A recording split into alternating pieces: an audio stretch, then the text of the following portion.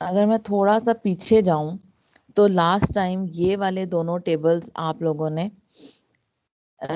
यहाँ पे हमने अपना लेक्चर एंड किया था, और यहाँ पे जैसे कि आप लोगों को याद होगा कि मैंने आपको कहा था कि ये सारी जो प्रॉपर्टीज हैं ये अप्लाई होंगी, राइट।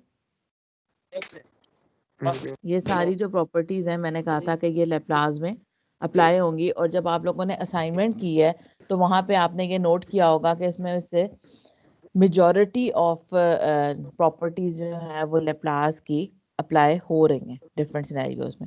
और आपको याद होगा कि हमने प्रीवियसली ये वाली एग्जांपल्स भी सॉल्व की थी, एक प्रैक्टिस प्रॉब्लम और ये दो एग्जांपल्स हमने सॉल्व की थी।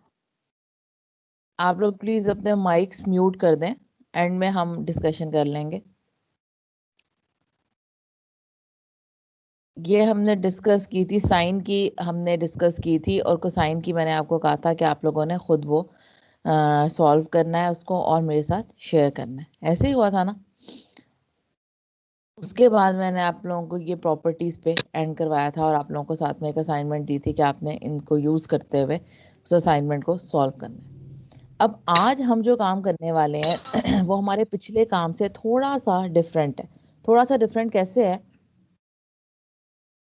कि हमने यहाँ पे ग्राफिकल रिप्रेजेंटेशन का लैप्लास ट्रांसफॉर्म लेना है। ग्राफिकल रिप्रेजेंटेशन क्या है? ये ग्राफिकल रिप्रेजेंटेशन है, यानी कि अगर आपको पेपर में इस टाइप का क्वेश्चन आता है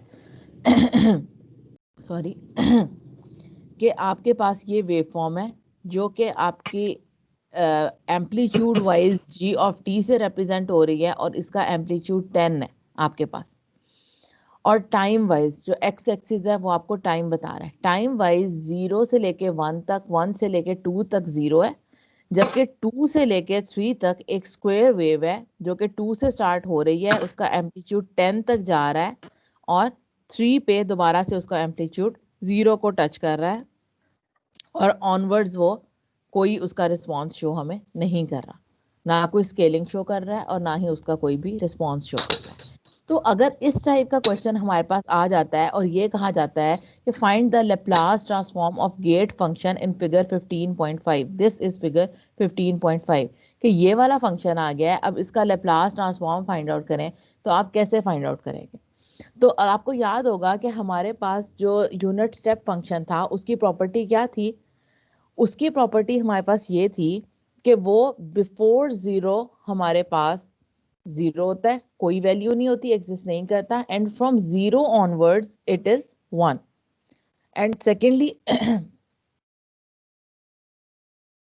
आपको याद होगा कि मैंने आपको बताया था कि 1 हम जनरली कंसिडर करते हैं, 1 को हम किसी भी कांस्टेंट से मल्टीप्लाई करवा सकते हैं। जैसे कि अगर यहाँ पे मैं देखूं तो यहाँ पे उन्होंने 10 से उसको मल्टीप्लाई कराया हुआ है, राइट।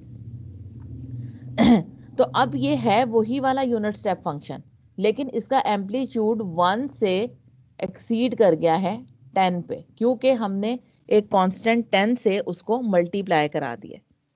अच्छा, अब उसके बाद इसको सॉल्व कैसे करना है? अगर हमारे पास यूनिट स्टेप फंक्शन आ जाता तो वो तो हमें पता है, यहाँ पे प्रॉपर्टी है हमारे पास कि जब u ऑफ t आपके पास खाली होता है तो उसका लैप्लास 1/s होता है। हमने इसको डिराइव भी किया था। हमें पता है कि यूनिट स्टेप का एक्सक्यूज मी यूनिट स्टेप का लैप्लास एस डोमेन में हम जब उसे करते हैं तो वो 1/s आ जाता है। तो यहाँ पे है तो यूनिट स्टेप, लेकिन वो एग्जैक्टली उस फॉर्म में तो नहीं है। अगर हम पीछे देखें अपनी पिछली स्लाइड्स में जहां पे हमने यूनिट स्टेप की प्रॉपर्टी को देखा था यहाँ पे, तो ये कैसा था यूनिट स्टेप? ये इस तरह से था कि वो 0 से ऑनवर्ड्स मुसलसल वो 1 पे ही जाया जा रहा था, वो कोई स्टॉप नहीं हो रहा था किसी एक एरिया पे या किसी स्पेसिफिक टाइम इंस्टेंट पे हमारे पास नहीं आई थी उसकी वैल्यू, और 0 से पहले बिफोर 0 वो 0 था। अब अगर हम अपने इस क्वेश्चन की तरफ आए जो हमने आज सॉल्व करना है, तो यहाँ पे तो हमारे पास 0 से लेके 2 तक 0 है, बिफोर 0 का उसने हमें कुछ दिया ही नहीं है, और 2 से लेके 3 तक उसकी वैल्यू 10 है। चलें, वो 10 तो हमें समझ आ गया कि हमने ये इनिशियली ये बात एक्सप्लेन की थी कि हम यूनिट स्टेप को किसी भी कांस्टेंट से मल्टीप्लाई करवा सकते हैं। तो अब बाकियों का क्या करें? बाकियों का आपको याद होगा कि मैंने आपको बताया था कि टाइम शिफ्टिंग की प्रॉपर्टी होती है। टाइम शिफ्टिंग की प्रॉपर्टी ये होती है कि टाइम के ऊपर, एक्स एक्सिस के ऊपर आपका जो वेव फॉर्म है, आपका जो रिस्पॉन्स है, वो वेरी कर सकता है। अब अगर मैं ये कहूं कि मेरे पास यही वाला जो 2 से 3 पे ये वाली वेव फॉर्म है, ये यहाँ पे शिफ्ट हो गई है, वही वाला एम्पलीट्यूड इसका 10 है, शिफ्ट यहाँ पे हो गई है। या फिर मैं ये कहूं कि ये 2 3 की बजाय 1 2 पे आ गई है। तो ये सारी की सारी टाइम शिफ्टिंग होती है। और जब भी हमारे पास टाइम शिफ्टिंग होती है तो वहां पे हमारे पास t plus any constant, c मैं कांस्टेंट के लिए रख रही हूँ, बल्कि मैं यहाँ कांस्टेंट ही लिख देती हूँ, जिसपे भी आपका शिफ्ट हो रहा है वेव फॉर्म, और माइनस कांस्टेंट। अगर ये पॉजिटिव साइड पे कहीं पे शिफ्ट हो रही है, मूव कर रही है वेव फॉर्म आपकी, तो इसकी जो शिफ्टिंग प्रॉपर्टी होगी उसके साथ नेगेटिव साइन आएगा। और अगर ये 0 से पहले नेगेटिव जो आपकी नंबर लाइन है उस एरिया पे कहीं पे शिफ्ट हो रही है या उस साइड पे मूव कर रही है, तो इसके साथ पॉजिटिव साइन आएगा। ठीक है, यहाँ पे हम देखें कि जो वेव फॉर्म अब हमें यहाँ पे गिवन है, वो वेव फॉर्म किस जगह पे है? वो वेव फॉर्म हमारी 2 से 3 पर। ठीक है, तो हम क्या करेंगे, हम सबसे पहले तो उस वेव फॉर्म का जो कांस्टेंट है, जिसपे उसका एम्पलीट्यूड एग्जिस्ट कर रहा है, हम सबसे पहले उसको देखेंगे। हमारा जो एम्पलीट्यूड है वो कहाँ पे एग्जिस्ट कर रहा है? वो 10 पे एग्जिस्ट कर रहा है, 1 नहीं है वो।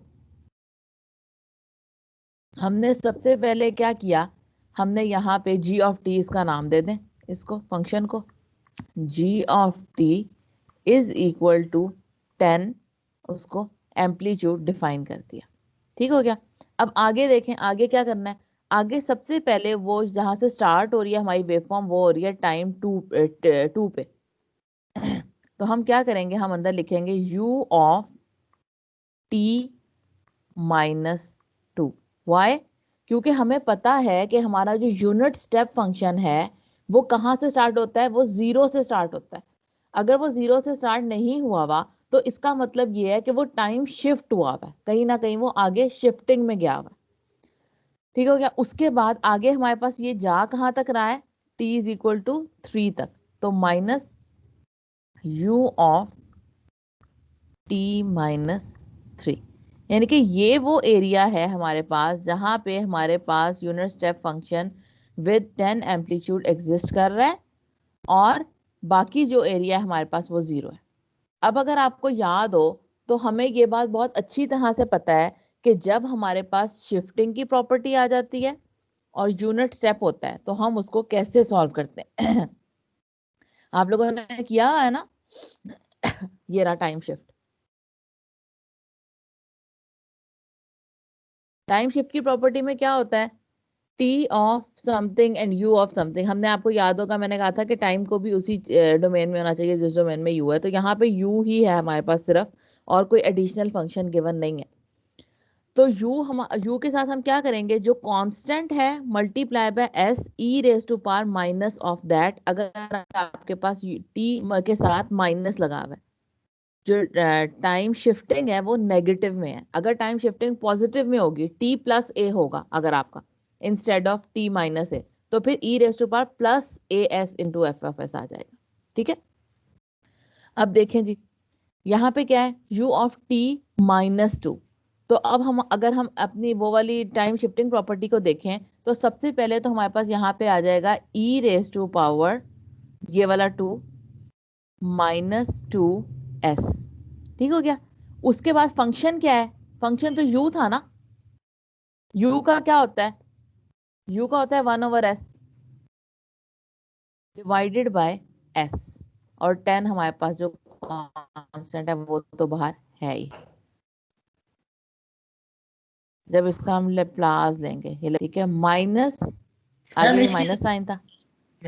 जी जी जी, इस टाइप को जरा अगेन रिपीट कर दे मैम। किसको रिपीट कर दूं? प्रॉपर्टी को? Yes ma'am. नहीं नहीं, जी ऑफ टी वाला ये जो आप लिख रही हैं, ये दोस्त टाइप, ये रिपीट कर जरा। इक्वेशन इक्वेशन इक्वेशन जो लिखी है, जी जी मैम, यही इक्वेशन। हाँ जी, ये इक्वेशन ऐसे लिखी है मैंने कि आपको मैंने बताया था इनिशियली कि जब आपके पास u ऑफ t का फंक्शन होता है, u ऑफ t, तो u ऑफ t क्या होता है? u ऑफ t हमारे पास एक ऐसा फंक्शन होता है, एक मिनट मैं व्हाइट बोर्ड खोल लेती हूँ।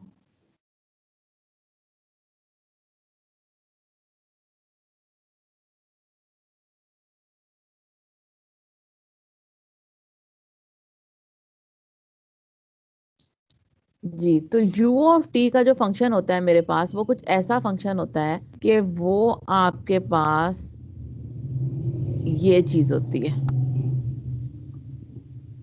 ये चीज होती है, ठीक है? ये यस वन मैम। होता है, ये आपके पास टाइम है, और यहाँ पे ये जीरो है। इसको मैं चाहूँ तो मैं इसको पिंक लाइन से भी रिप्रेजेंट कर सकती हूँ कि ये चीज जीरो थी, ये वन हो गया, ठीक है? अब ये स्पेसिफाई नहीं हुआ कि टाइम में ये कहाँ तक जा रहा है, ठीक है? लेकिन ये बात कंफर्म है कि टाइम जब आपके पास पॉजिटिव साइड पे होगा, तो ये जहां भी जाएगा इसकी वैल्यू जो है वो हायर ही होगी। अगर, और दूसरी इसकी जो प्रॉपर्टी है वो ये है कि ये जीरो से स्टार्ट हो रहा है और ऑनवर्ड्स 1 2 3 4 जहां तक भी जा रहा है ये हायर साइड पे है। ये जो कांस्टेंट है 1, इसको आप मल्टीप्लाई करा सकते हैं किसी भी कांस्टेंट वैल्यू से, a से 100 तक, 200, जितना आपका दिल करे। ये कांस्टेंट पॉजिटिव साइड पे कहीं पे भी जा सकता है, एज फार एज ये यूनिट स्टेप फंक्शन है हमारे पास, ठीक है ना? अब मैं ये कहती हूँ कि मेरा दिल ये कर रहा है कि ये जीरो पे ना हो, मैं इसको आगे कहीं शिफ्ट कर दूं। ये था क्या? ये मेरे पास था u ऑफ t, ठीक है? अब मैंने जब इसे आगे शिफ्ट कर दिया, मैंने कहा कि ये one, sorry, one and this one two, मैं इसे टू पे शिफ्ट कर देती हूँ जी। अब क्या हुआ? ये यहाँ पे टू पे आ गया। अब ये ऐसे ही तो नहीं आ गया ना टू पे, कोई ना कोई प्रॉपर्टी लगेगी ना साथ इसके। तो हम क्या करेंगे, हमने ये चीज जो स्किप की है इसको कैसे मेंशन करेंगे? हम कहेंगे now this is u of t minus two, ठीक हो गया? अब अगला मेरा दिल ये कर रहा है कि नहीं, मैं इतना लंबा फंक्शन क्यों लेके जाऊं इनफाइनाइट तक, मैंने उसको 3 पे ही खत्म करना है। असूली तौर पे तो यूनिट का जो आपके यूनिट स्टेप का फंक्शन है वो जीरो से इनफाइनाइट तक वन वैल्यू हमें दे रहा है, ठीक है? अब मैं ये कह रही हूँ कि मेरे पास ये कंडीशन भी तो हो सकती है ना कि मैंने इनफाइनाइट तक नहीं लेके जाना, मैंने सिर्फ एक पॉइंट पे आके उसको खत्म करना है। जब मैंने उसको एक पॉइंट पे आके खत्म करना है, मैंने उसे टू से स्टार्ट किया था, ये टू था मेरे पास, और मैं कहती हूँ जी मैंने उसे थ्री पे आके खत्म कर देना है। प्रॉपर्टी तो वही है तो वही वाला यूनिट स्टेप फंक्शन, लेकिन मैंने जैसे पीछे वाले को खत्म किया था वैसे मैं चाह रही हूँ कि अब मैं ये आगे वाले को भी खत्म कर दूं। तो क्या करेंगे? तो हम इतने से एरिया को बीच में से ले लेंगे और बाकी जो एक्स्ट्रा होगा उसको उसमें से माइनस कर देंगे। हमने एक फंक्शन यहां पे डिफाइन कर लिया और एक फंक्शन यहां पे डिफाइन कर लिया। ये अब मेरे पास क्या आया था? u of, this one was u of t minus two, ठीक है? एक और फंक्शन मैंने डिफाइन कर लिया जो कि था ये वन, ये टू, ये थ्री। ये यूनिट स्टेप फंक्शन वही वाला जो वन था, ये थ्री से मैंने शुरू कर लिया, u of t minus three, ठीक हो गया? ये वाला जो था,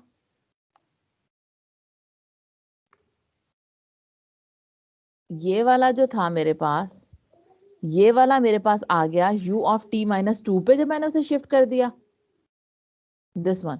और ये वाला मेरे पास आ गया जब मैंने उसे u of t minus three पे शिफ्ट कर दिया, ठीक है? अब अगर मैं इन दोनों को माइनस कर दूंगी तो मेरे पास कौन सा एरिया आ जाएगा? यही वाला एरिया आ जाएगा ना मेरे पास, टू से थ्री तक वाली वेवफॉर्म आ जाएगी। वहां से भी एक्स्ट्रा निकाल देंगे और यहां से भी एक्स्ट्रा निकाल देंगे। तो असल में हमने यहाँ पे क्या किया है, हमने यहाँ पे वही वाला जो एक्स्ट्रा एरिया है ना यूनिट स्टेप फंक्शन का, उसको खत्म करके ये वाली इक्वेशन डिजाइन कर ली है अपनी। अगर मैं इसको आसान, अब आपको समझ तो आ गई होगी कि यूनिट स्टेप फंक्शन जो था हमारे पास 0 से इनफाइनाइट तक जा रहा था, उसमें से जब इस वाले एरिया को एक्सट्रैक्ट किया है तो वो उसकी इक्वेशन ये बनी है। वो यस एक्सट्रैक्ट मैम। कैसे हुआ है ये आपको समझ आ गया।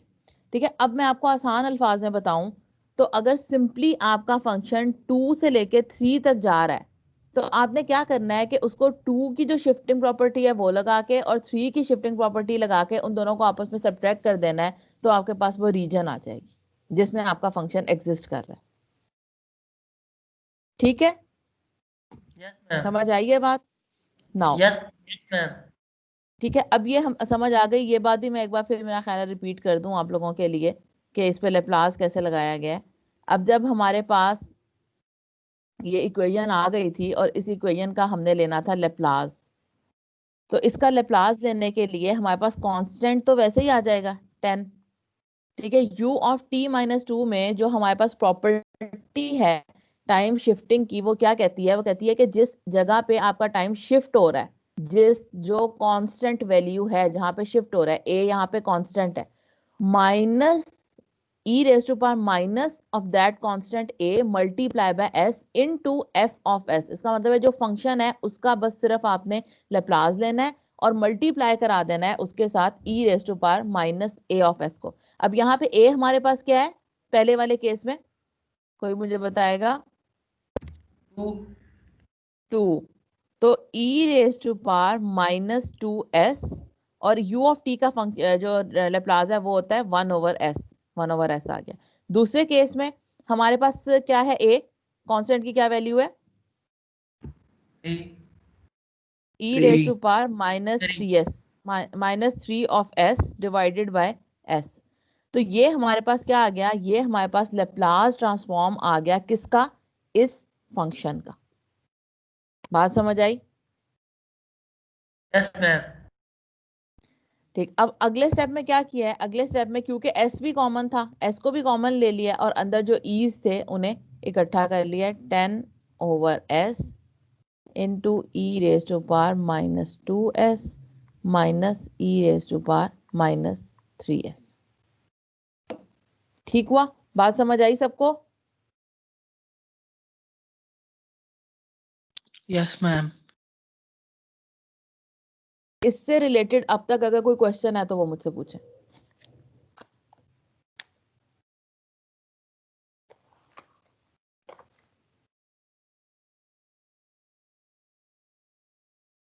चलें, अब आपने क्या करना है इसके बाद? अब ये वाला जो क्वेश्चन है इसको सॉल्व करना है। ये क्या है? Find the Laplace transform of function h of t। इसका नाम h ऑफ t है। ठीक है, h ऑफ t के में आपको क्या करना है? आपको ये वाली जो वेव फॉर्म गिवन है, ये वाली वेव फॉर्म, इसको सॉल्व करने की कोशिश करनी है सबने। कोशिश करें। जो प्रॉब्लम है अभी हमारे पास इस लेक्चर के 20 मिनट्स हैं, अगले 10 मिनट्स में आपको देती हूँ। सब लोग कोशिश करेंगे इसको सॉल्व करने की, फिर जो प्रॉब्लम आता है उसको हम डिस्कस करते हैं यहाँ पे। ठीक है।